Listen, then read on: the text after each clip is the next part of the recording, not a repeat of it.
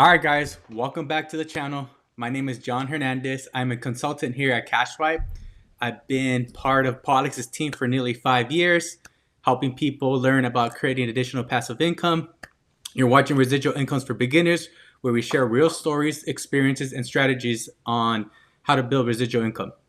Today, I'm excited to interview one of our clients, Lawrence, aka Larry Lewis, going to share his journey, his experience, and some value insights on that can help anyone looking to get started. So let's jump right into it. Larry, how are you doing today? I am doing good. How about you, John? I'm doing great. Can't complain. It's getting hot over here in California. It's getting pretty hot. Yeah, New Jersey as well. All right. And really quick, do you have any kids? Two, three, 3 kids? Okay. Yeah. Any three. any any plans for this weekend? Father's Day. I'm not asking. I'm just going to let them surprise me and see what they come up with. Nice. Love that. Love that. How about All right. you? I'm possibly gonna be going to the river. I don't know if you ever heard of Laughlin or Havasu, Lake Havasu. Yeah. Yeah, so that's where we go to the river. We do the river run with my family, so it's pretty cool. That's more than likely what we're gonna do. So if my Cool. family's watching this and they didn't get the invitation, it's okay. it's a keeping it a small group this time. But all right, so let's get right into it. And Yeah. introduce yourself. Tell me a little bit about your background. Yeah. Well, my name is Larry Lewis, and I've been in sales for predominantly all of my adult career, mostly mortgage and insurance. I started off in insurance and then went to mortgage and then went back to insurance. During the mortgage time, I ran a mortgage company, and Hmm. it's pretty easy to sell money. It's the American dream. So that kind of came pretty easy. But the insurance is what I really use those experiences to help me with what I do here at Cash Swipe. So right now I still do the insurance, but I am really trying to phase that out to focus a little bit more on this based Yeah, upon what I've seen. I was gonna ask that. Do you still so you still do insurance now? Yes, I do Medicare insurance, so it's Mm, kind of difficult with all the Medicare changes, and also my temperament is changing for the client base because it's a longer sale, and with the everything changing, it's not as profitable. So we're still getting the commissions, hmm. but from what I've seen and what I've experienced with the cash, like I really want to focus more on that. Absolutely want to shift my focus and my time to that. Love that. There's a lot of changes going on, especially with the insurance companies. I just been talking to quite a few people, and they mentioned their policies are changing. The people that actually own the franchise, like a State Farm, Yep. and things are they're cutting their pay, and it's like they're looking for something different. They're just like this is like it's crazy. And that's what's so appealing about this because I always say with insurance, you get your commissions and it pays your bills. Hmm. But with something like this, you get your residuals and it pays for your lifestyle. And that's a huge difference when you really think about it because as long as the residuals are coming in, you can have a lifestyle which doesn't necessitate always hustling, grinding. Yeah, you want to get out and see your clients, see your merchants, open up new accounts, but it's a beautiful thing knowing that once a month you're getting that nice residual comes in. No, I love that. So tell us, when did you first see or meet Paul? Paul. Yeah.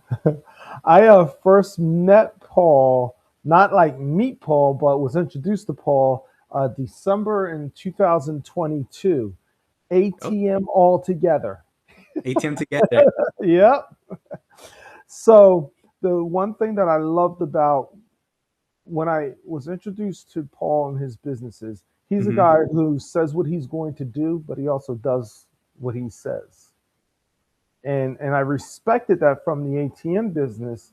And I got up to about 5 machines. Everything was going good, and Nice. then yeah, thank you. And then they gave me a call somewhere around 25 about the cash swipe. Actually, a little bit prior to that, and I said, "Nah," I poo-pooed it. Nah. Then a year later, they called me back and made me a deal that I couldn't refuse, and I joined cash swipe like around June of 2025 and sat dormant. Okay. And then really quick, when you said Paul, someone that says he says he's gonna do it, he's gonna actually do it. Or how'd you say it again? He says what he's going to do, and then he does what he says. So with the ATM That- business, Yeah, elaborate on that. I love with the that. ATM business, when I signed up, he said, "This is how it works." Mm-hmm. And that is exactly how it happened. We're going to set you up. We're going to get you the machines. We're going to give you a couple leads for you to run with. First lead he gave me, I went in there and the guy says, "Oh, okay, you're from the ATM machine. I want it right there. Sign here." All right. Sure. And That's I'm like, it. whoa. So even from that point on, with the training, Mm-hmm. if you do what those videos say, not robotically following the script, but if you just get the core concept and the principles that they teach you, and then you just do that, you're going to see the success that they pretty much tell you about. So, good. No, go ahead. So when they came to me with the cash swipe, I said, "All right, I already know the culture of this company.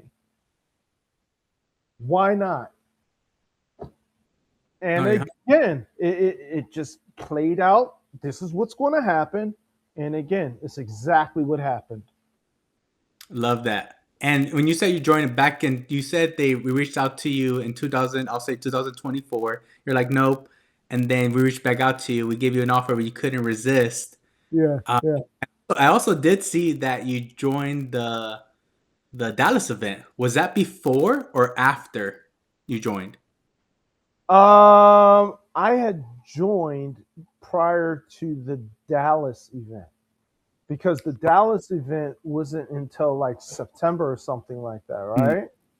Yeah, it was in September. Yeah, and I had joined in June. Mm. How, how So was how was the event? the event was game changing. To be able to get out there and meet everybody. I was looking at the videos casually prior to Dallas, Hmm. but to go out there and say, "Oh wow, there's Coach Nadia. Wow, there's Jordan." I thought Jordan was going to file a restraining order against me at Dallas because in between every break, I would say, "Oh, all right, Jordan, I'm gonna see you at next break. I got questions about the clover. I got questions about this. I got questions about that." Same thing with Nadia; she was always there. You're meeting all the people that are part of the country, Hugh and everybody. Hmm.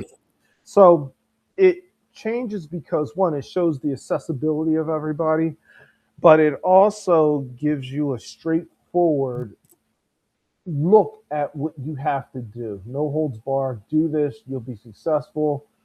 These are people who have done it. You have access to them, and also it gives you the motivation. It gave me the motivation, the kick in the butt that I needed to get out there. So coming back from Dallas, it changed things for me. I guess what do you mean by the kick of your butt? Like when you because you said you started in June, and then it was June, what, July, August, and then September. It was about 3 months. I'll just say. Was there something like you're hesitant or something was holding you back? Like what do you mean by that? Um, Went on vacation. We have a house in the Philippines, so I go over there every June and July. So I'm Hmm. still thinking about it, and then I come back and I'm like, ah, yeah, maybe I don't want to. Maybe I will. I'll get around to it because that's when Medicare season is getting started and everything. So my mind was more on the Medicare. But when I went to Dallas and it showed me that this is doable, I figured, all right, before Medicare season really gets started in October, I've always heard them say if you go out and see 3 to 5 businesses a day, try to get to 100 businesses, you will be successful. And I'm still riding off of that 100 business flurry from September 2025 to this day, still having conversations with people. So it gave me the motivation to really give it that shot. And now I have a good comparison. Okay, this is what is happening from that 1 month of activity, and this is what I'm doing with the Medicare and the health insurance. Yeah, yeah, yeah, yeah. Yeah. All right.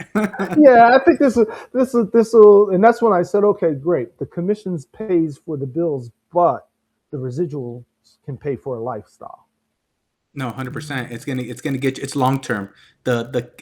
With the having these accounts, it's the vehicle to get you where you want to be at. It's not just you do the work one time, you get paid out, and then that's it. You never see that money again. With this, you get the account, you set it up, and just maintain the relationship, and that residual income's gonna keep coming every single month, month after month after month. Exactly. And the beauty of it is, even like we started off this conversation with the health insurance, you get the residuals, but it's so subject to company changes and everything like that. Politics, are they going to fund Medicare? Is this insurance company going to write in this state? Nobody really talks about the credit card. Just keep swiping. Just keep Hmm. on swiping. Yeah, like these business owners, they don't understand like there's another option as far as that they like right them paying these fees, and then Yeah, when you come in and offer them a better solution and understand what you're offering them, it's a no-brainer. it It's is. just like, you want to keep paying these fees, or do you want me to put this money back in your pocket? What can this do for you? And that's one of the things that they teach. You don't go in there selling the machines. You sell the savings. You sell the fact that you're going to partner with them. You're going to help them grow their business. And when they can kind of conceptualize that, oh, wow, this is going to help my business grow, it becomes even do you say more or less of a no brainer? More of a no brainer. So as far as after the event, you said it gave you that kick. So what happened afterwards? Well, You during came that back. month of, go ahead, go ahead. No, like you came back. You said you got that kick in your butt. You lighted that fire. What happened afterwards? I just really went hard at it during the month of September. I said I'm going to get out. I'm going to see 3 to 5 businesses a day as best as I can. Went out, saw 100 businesses in September or so, and I actually landed one like the second week of September, like around Tandoori Kebab, and they're processing still to this day about $80,000 a month. Wow. Yeah, but the cool thing from those 100 businesses is I still have 45 that I am in constant contact with, 45 to 47, and we are getting closer and closer. So it's a relationship business. You're Hmm. not just going to walk in there and say, hey, give me your credit card machine, put this one up, and walk out. But I'm having the good conversations with about 47 people. So that's what's making me think, all right, let's just continue the conversations, but let's also continue to feed the pipeline. That's a lot of conversations. Building. You're building a big or huge network. Well, you probably heard the saying, "Your network is your net worth." Hmm. Yeah. Okay. All the time. Yeah, and he's right. So, He's right. so for you, what has been your biggest win since then? Getting out in Tandoori Kebab, actually trusting me with it, and getting that first one done. Ah, man, you're sitting there with your, whether you're using your phone, your tablet, your laptop, and you're going through that application. You're like, oh my gosh, what do I fill out? What don't I fill out? What am I going to do? So getting through the process with the first one really was a huge win. Took a lot of the fears away, and I would say that that was it. But then knowing that these other individuals, yeah, 45% of them, let's just say, if I'm talking to 45 out of 100, 45% of them, I still stand a chance. The rest of them, that's fine. No problem. That's okay. That's cool. But these ones, so that mental change really, like I said, and that's what going to Dallas really helps you to understand that this can be done. This can be done. And it's all in the follow up, staying in touch with these, and then letting the business owners know that you're not just an agent. This is not your job. This is your business where you're going to be helping them, be their personal, consultant for this business. Correct. And building that long-term relationship is like, hey, I'm not this just someone that's just going to sign you up and forget about you. I'm here to stay. Because at the end of the day, it's them having that trust in you and understanding that you're there forever for long term. Yeah. It's I guarantee you there's businesses that you probably visited and they tell you like, hey, when's the last time you talked to your guy? They probably would have been like, I haven't talked to him since he signed me up. I haven't. I don't even know who his name. I don't even know if it's the same person anymore. Yeah. Yeah. Yeah. Have you came across those situations? I got a tire shop that I'm going out to see Saturday. Started talking with him since that September time. And just last week, he called me and said, my machine's down and I can't get in touch with anybody. You got in touch with me. Are you ready now? And So he how said, did that conversation go? it just like that. So he said, "Yeah, I can't take care of it now, but can you come out this weekend?" So I'm going out there this weekend, and he said, even if they do get it up and running, Larry, it's time for you and I to really talk about what you were saying, pretty much what I've been blowing off all this time. But now I need to take you a little bit more seriously, just because of the constant follow up and the repeat visits. Every once a month, every other month, or whatever. Love that. So, what would you say? What's the biggest lesson you learned that you would like to share with others? You're in the you're in the profit making. You're a profit making agent. You're there to help them to increase their profits at their company and work with them, not just there for a quick sale. You're not going to walk in. The biggest lesson is you're not going to walk in and get the sale right away. It's going to take time. So you've got to really get comfortable with meeting people and talking to them about helping their business. I've learned that on my first, one of the things that Paul always says is you can count it a win if you get good information.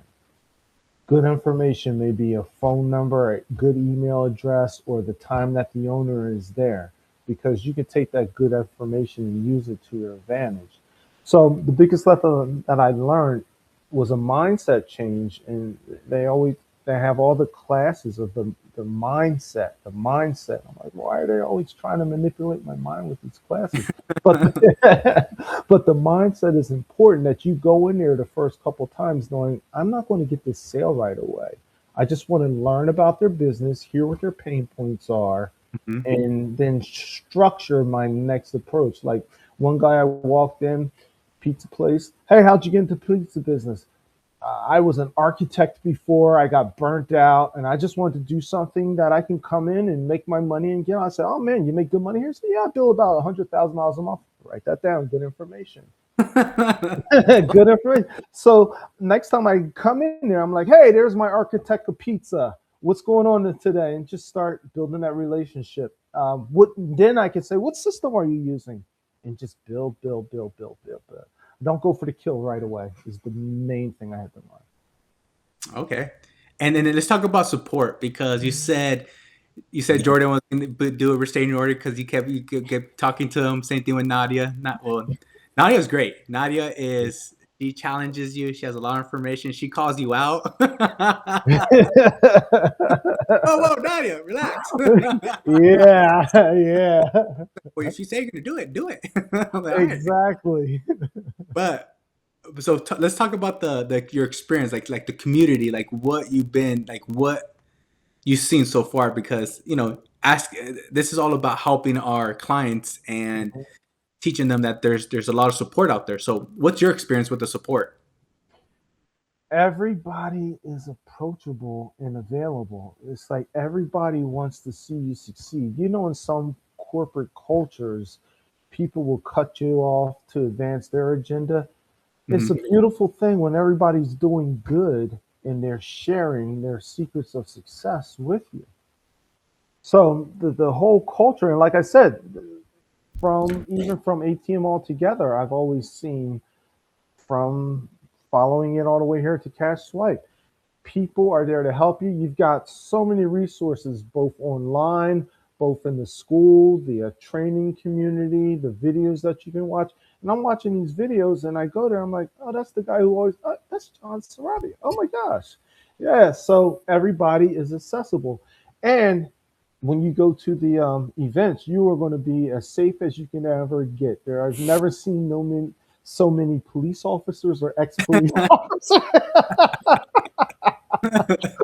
in one sitting. So it's a very comforting environment as well. It's funny story. I actually went to a a a law enforcement event because Paul, they invited Paul and they Uh-huh. invited us. Went over there. It was in Nashville. Kid you not, it was a room full of law enforcement, even carrying their guns. I was just like, man, I feel safe. But it's funny that you said I said the exact same thing. I told my wife, I was like, man, I feel really safe right now. Like there's law enforcement everywhere. Exactly. Okay, so now so the support's there. Oh yeah. So let's bring up something that like what was something that wasn't there for you? Like would you change if you had to really nitpick on us that we could do better? It's almost a lot of the agents that I talk to. So not only is the support there with the hierarchy, the Hmm. support there is also across the field because when you go to Dallas, I'm still in contact with a bunch of the individuals that had just signed up and who had just went to Dallas as well. So Okay. we kind of support each other as well. How are you making out, on a monthly call or something? How are you making out, so forth and so on. But a lot of agents, myself included, get into it wanting this instantaneous knowledge of the machines. It's impossible for, I've learned now in hindsight, it's impossible for you to give us that instantaneous knowledge of the machines. But you give us what we need more, which is how to get out there, ask the questions. Hmm. So instead of looking for the knowledge of the machines, I learned to just get out there and ask the questions and then fall back on the support. Hey, this person is using this. They have a square, they have a toast.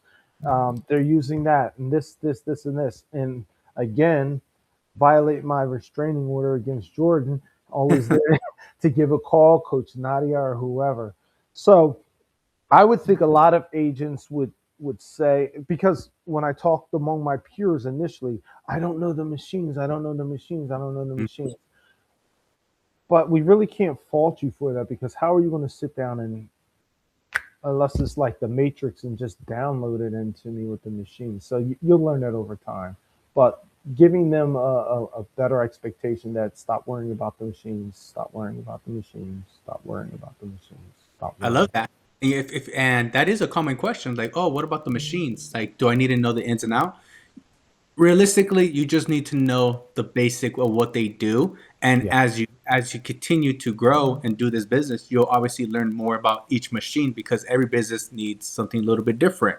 yeah, And yeah, you're not going to know the ins and outs. Like right now, we all have an iPhone, we all have a Samsung phone. Now, whoever's an iPhone user, they love their iPhone. People that love Samsung, they love Android. But if they really sit down and like an expert comes in, like someone from Apple, and tells you, "Oh, did you know your phone could do this?" Like, yeah, no.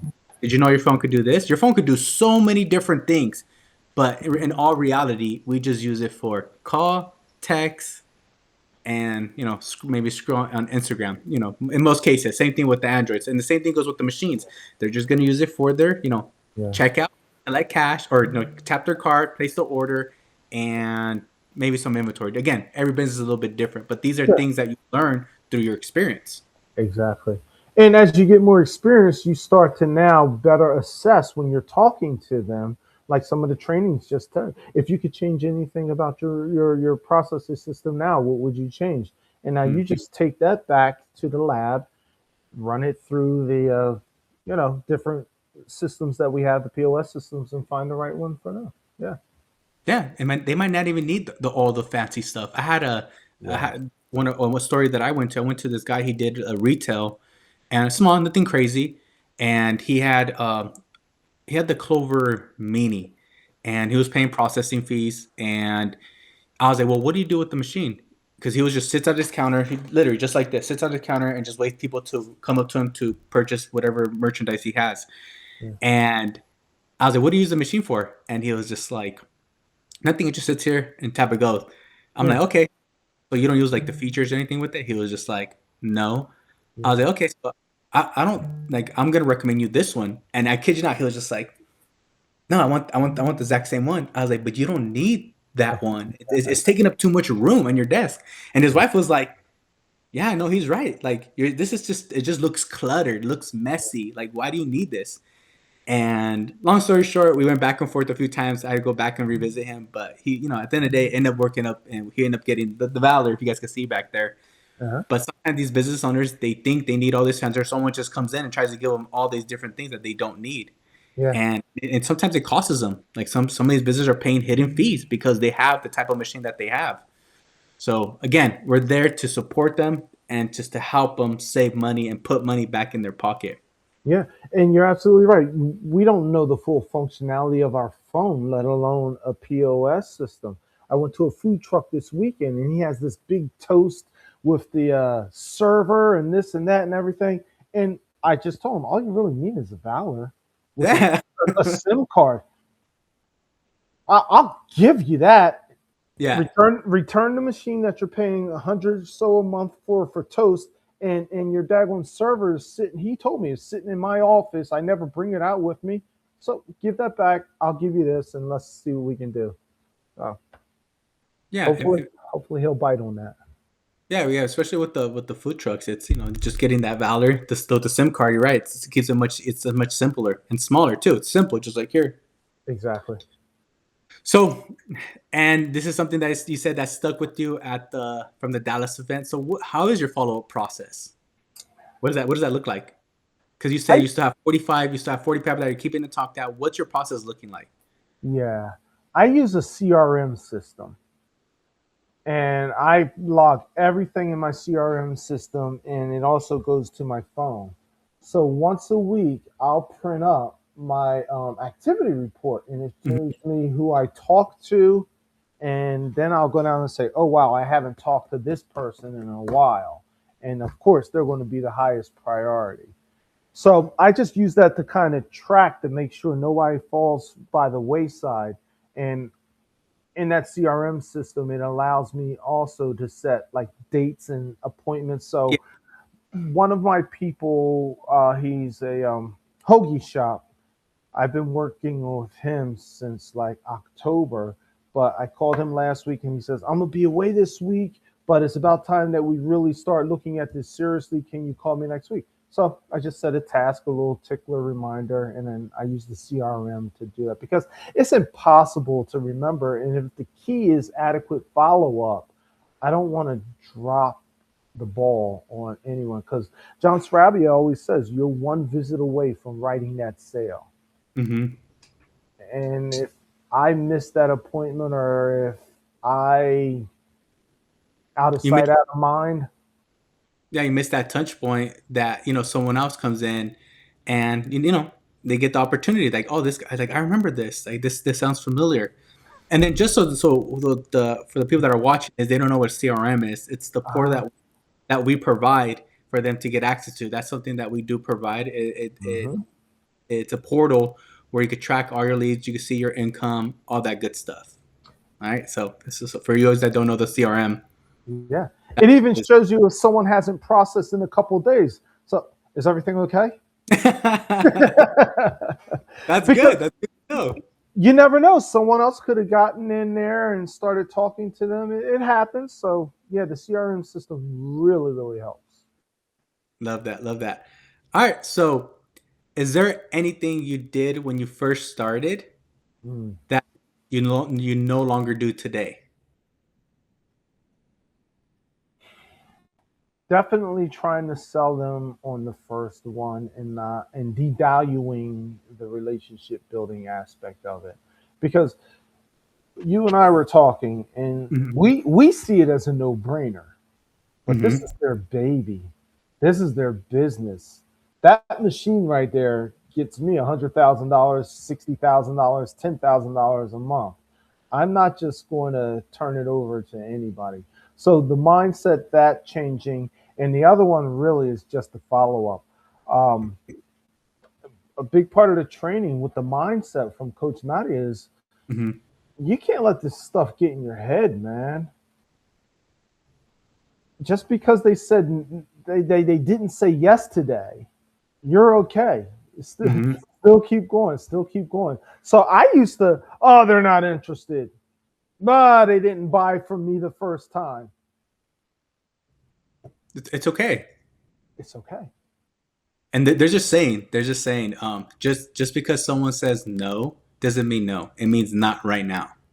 Yeah, and exactly. shout out to Coach Nadia because she's again out there helping everybody, doing her part, challenging people, calling them out, and at the end of the day, it is a mindset thing because again, you could go out there and talk to a few couple businesses and they all say no. Yeah, That could be a little bit discouraging. But when you come to a community that you're a part of with us, it's gonna help you like just to keep going out there because if it's everything we're building the vehicle to get you from point A to point B and longevity. It's not just like hey, it's not a quick rich scheme. It takes time, but if you put in the time and the effort, 100% you will be successful. And that's all it is. You're just doing what most people are not willing to do, and it's put in that work. yeah.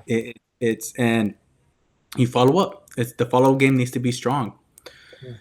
I ask more questions now also than when I first started. When I was first started, anybody that wanted to hear my pitch, I would have just give them my pitch. And you know, when you grow up, you say, I wonder how many they've heard today already. But people love it, especially the business owners, when you give them the opportunity to talk and it gives you, as Paul always says, that good information. They'll tell you. So I definitely try to let them lead the conversation a little bit more and ask the right questions. And not to put you on the spot, how is your pitch? Say you're walking in. I want to say it. I'm a burger joint. Uh-huh, I sell uh-huh. food, hammers. I'm a restaurant. What is your pitch? And that's, I was just talking to someone earlier today. It's not a one size fit all. Um, Hugh, one of the coaches, he's got some unorthodox ways of selling. Hugh is he's a master of his craft. Exactly. So the key to it that he always says is get them talking. Mm-hmm. So my pitch is you're going in there, hey, first of all, you want to get to decision maker or someone.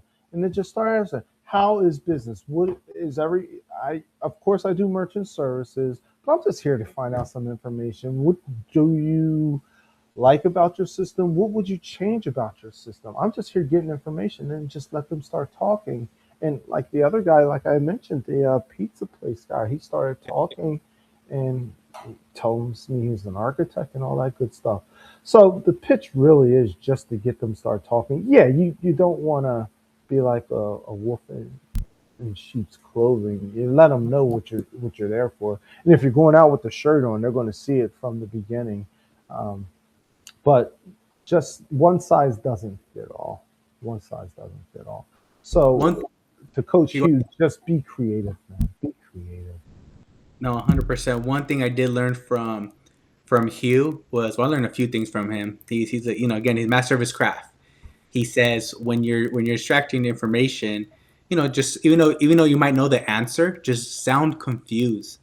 And I was like, well, what do you mean? He's like, because if you sound like if you sound like you already know what they're gonna say, they're gonna be a little bit more standoffish. But if you sound confused, like you're asking more questions, they're gonna put their guard down and they're gonna open up to you and give you more details. So to answer better questions for you.